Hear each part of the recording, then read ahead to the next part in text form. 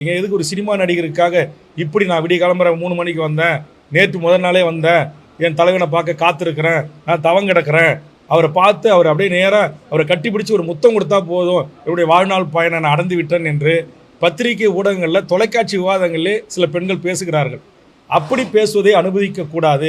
சேலம் பொதுக்கூட்டத்தில் தாவேக தலைவர் விஜயை கூத்தாடி என்று தமிழக வாழ்வுரிமை கட்சி தலைவர் வேல்முருகன் கடுமையாக விமர்சனம் செய்திருந்த நிலையில் இன்று அது குறித்து விளக்கம் அளித்துள்ளார். இன்னைக்கு யாரோ சினிமாவில் நடிச்சிட்டு 2 படத்துல சூப்பர் ஸ்டார் ஆன உடனே இன்றைக்கு நான் தான் தமிழ்நாட்டுக்கு முதலமைச்சர், 2 கிராம் பரிசு கொடுத்த உடனே நம்ம முட்டா பையன், நான் நடிகனை குறை சொல்ல மாட்டேன், 1 வயசு பொண்ணை கூட்டு போறான், நாளைக்கு ஒரு 3 மாசம் கழிச்சு +2 முடிச்சு டிகிரி முடிச்சு போய் கல்லூரி பெண்களை கூட்டு போறான். அறிவு வேணாம் தமிழனுக்கு? அவன் பெத்து வளர்த்து ஒரு ஆளாக்கிய பெண்ணு, நாளைக்கு மாற்றான் மனைவியாக வாழ வேண்டிய ஒரு பெண்ணு, அப்பா இறகல ஆத்தா இறகல ஆயிரக்கணக்கான ஊடக பத்திரிகை இறகல ஒரு சினிமா கூத்தாடி பையனை கட்டி பிடிச்சி லிப்ஸ்டிக் கொடுக்கறது அனுமதிக்கிற, இது கூட்டி கொடுக்குற தொழில் செய்யலாம் இல்ல? எந்த நடிகனுக்கு செய்யறது? இது என்ன ஈன பிறவி? தமிழுடைய பிறவியா இது? அப்படியே விஜய் அண்ணா, விஜய் நடிங்க, நடிச்சிருக்கார பாராட்டுங்க, அஜித்தை பாராட்டுங்க, ரஜினியை பாராட்டுங்க, சரத்தை பாராட்டுங்க, என் பச்சை தமிழ் நம்முடைய சத்யராஜை பாராட்டுங்க. அதை விட்டுட்டு எப்படி இதெல்லாம் பெற்றோர்கள் அனுமதிக்கிறீங்க? இதுவா தமிழ் சமூகம்? இதா தமிழருடைய பாரம்பரியம்? இதா வீரகுல பெண்கள் வாழ்ந்த மண் தமிழர் நிலம் என்கிறான்? இதுவா இன்றைக்கு யாருடைய நாள்? இன்றைக்கு யாருடைய பிறந்த நாள்?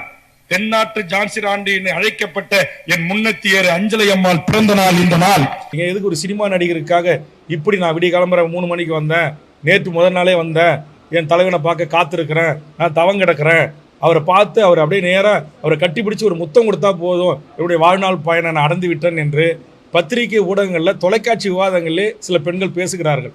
அப்படி பேசுவதை அனுமதிக்க கூடாது. இது நம்முடைய பண்பாடு இல்லை, கலாச்சாரம் இல்லை.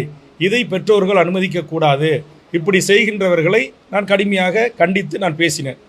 ஆனால் இதற்கு ஒரு மணி நேரம் 40 நிமிடம் என்னுடைய உரையை முழுவதுமாக கேட்காத சில அறகுறை வேக்காடுகள், எங்கள் தளபதியை பற்றி பேசிவிட்டாய், நீங்கள் உடனடியாக மன்னிப்பு கேட்க வேண்டும் என்று கூக்குரலிடுவது, அறிக்கையிடுவதெல்லாம் இங்கு வேண்டாம்.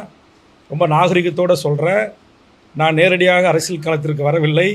என்னுடைய வாழ்வு என்பதே ஒன்றிய அரசை, ஆதிக்க அரச பயங்கரவாதத்தை எதிர்த்து தனிநாடு கோரிய போராளி இயக்கங்களோடு என்னுடைய இளமைக்கால வாழ்வு தொடங்கியது.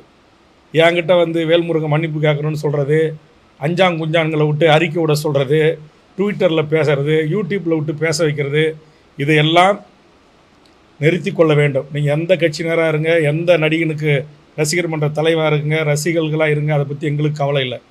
இந்த மண்ணையும் இந்த மக்களையும் 40 ஆண்டு காலம் நேசித்து இந்த மண்ணுக்காக எண்ணற்ற வழக்குகளையும் துன்பங்களையும் துயரங்களையும் தமிழுக்கும் தமிழர் நிலத்திற்கும் என் மொழிக்குமாக சந்தித்த வேல்முருகனாகிய நான், நீங்கள் அரசியலுக்கு வருகின்றேன் என்று சொல்லுகின்ற அல்ல வந்தவர்கள் யாராக இருந்தாலும் அந்த தவறை சுட்டி காட்டுவதற்கு எனக்கு உரிமை இருக்கிறது. அதை நான் சுட்டி காட்டியிருக்கிறேன்.